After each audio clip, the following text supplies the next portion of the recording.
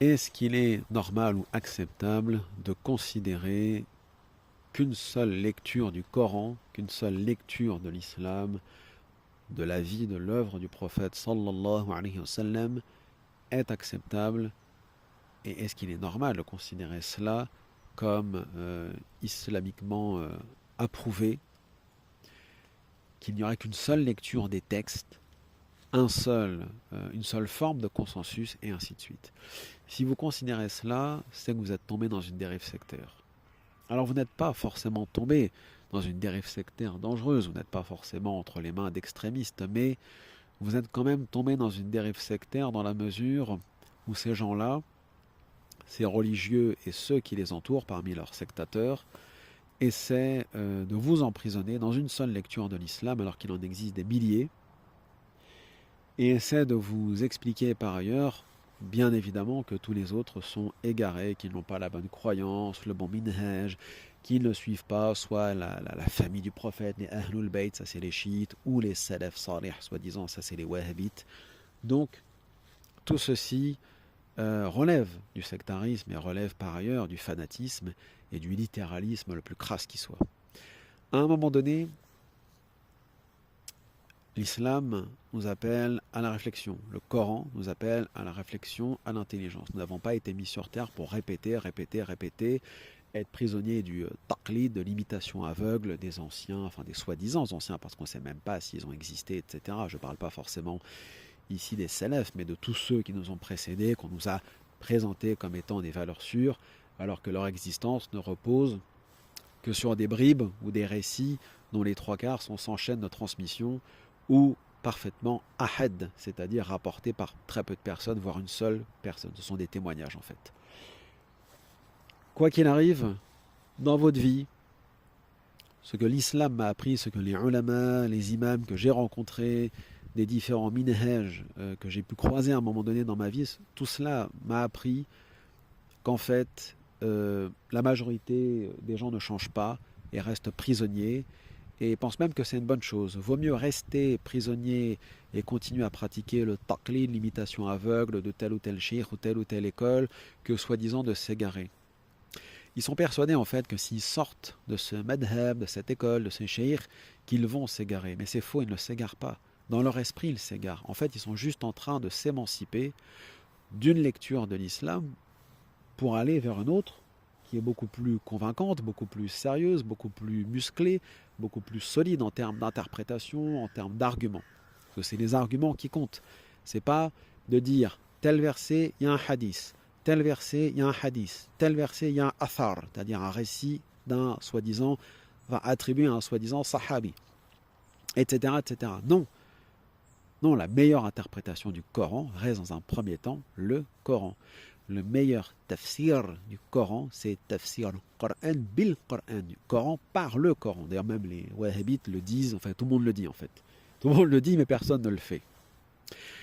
Donc, étant donné qu'on considère qu'il y a un hadith sunnite ou un hadith chiite pour tel ou tel verset du Coran, on a emprisonné, on a enveloppé la parole divine dans une lecture sectaire, empêchant la réforme, empêchant l'ijtihad, empêchant tout simplement l'intelligence humaine, l'aql, la raison, de faire son travail.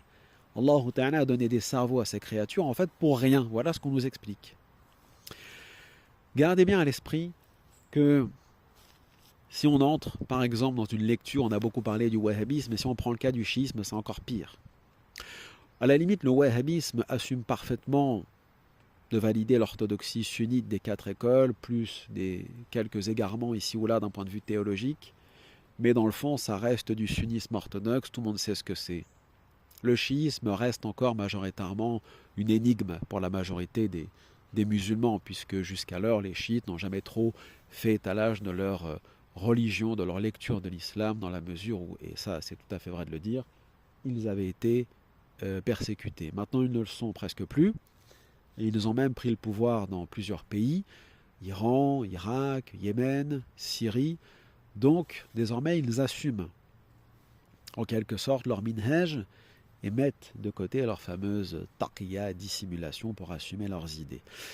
Considérer que 90% des musulmans ne sont pas musulmans parce qu'ils n'ont pas validé les 12 ou 14 imams des Ahlul Bayt, soi-disant de la famille du prophète, soi-disant, sallallahu alayhi wa sallam, et considérer que le fait de ne pas croire au Mahdi al-Muntadar, c'est-à-dire le Mahdi, l'imam caché, ou de faire le takfir et de rejeter tous les sahaba que les chiites considèrent comme étant des mécréants, des apostats, que ce soit Aïcha, Abu Bakr, Omar et ainsi de suite, font de vous des mécréants. Quand on considère une telle chose, là on est pire que dans une croyance sectaire. On pourrait même, si on parle à partir des paramètres des sunnites orthodoxes, considérer qu'une telle croyance relève de celle des khawarij, c'est-à-dire de ceux qui faisaient le takfir, l'excommunication de tout le monde pour un oui, pour un non. Or là on est en plein dedans. Considérer que la majorité des musulmans n'en sont pas parce qu'ils n'auraient pas validé 12 ou 14 imams, non seulement c'est du sectarisme, mais c'est aussi et avant tout du conspirationnisme. Parce que si vous considérez que la majorité des croyants n'en sont pas, alors qu'ils sont majoritaires, encore une fois, hein, qu'ils soient Hanafites, Shafi'ites, Hanbalites, Koranistes, Mu'tazilites, ce que vous voulez, voilà une lecture parfaitement sectaire qui ne prendra jamais, puisque même le commun des musulmans n'apprécie guère, on va dire, l'extrémisme, le fanatisme, le littéralisme et surtout ce genre de délire sectaire qui, au-delà d'ailleurs du littéralisme, est plus un délire, je dirais, ésotérico-gnostique qui considère qu'il y a des aspects cachés dans la lecture du monde, dans la lecture du Coran, dans la lecture des rapports entre le prophète et sa famille, entre le prophète et les compagnons, etc. Enfin, tout relève avec les ayatollahs chiites du batin, c'est-à-dire de l'ésotérique, du caché, en fait, du mystère. Et l'islam, ce n'est pas cela. Le Coran est beaucoup plus rationnel qu'on peut l'imaginer. Donc, à partir de ce moment-là, si on considère qu'il n'y a qu'une seule lecture du texte, vous êtes emprisonné dans un délire sectaire. Qu'il soit dangereux ou pas, c'est un délire sectaire. C'est pas parce que dans un délire sectaire qu'il y a forcément danger. Mais il y a au moins danger pour l'esprit, pour l'intelligence. Le musulman, la musulmane n'ont pas le droit de manquer d'intelligence et de clairvoyance dans la compréhension et dans la mise en pratique de leur dîn, l'islam.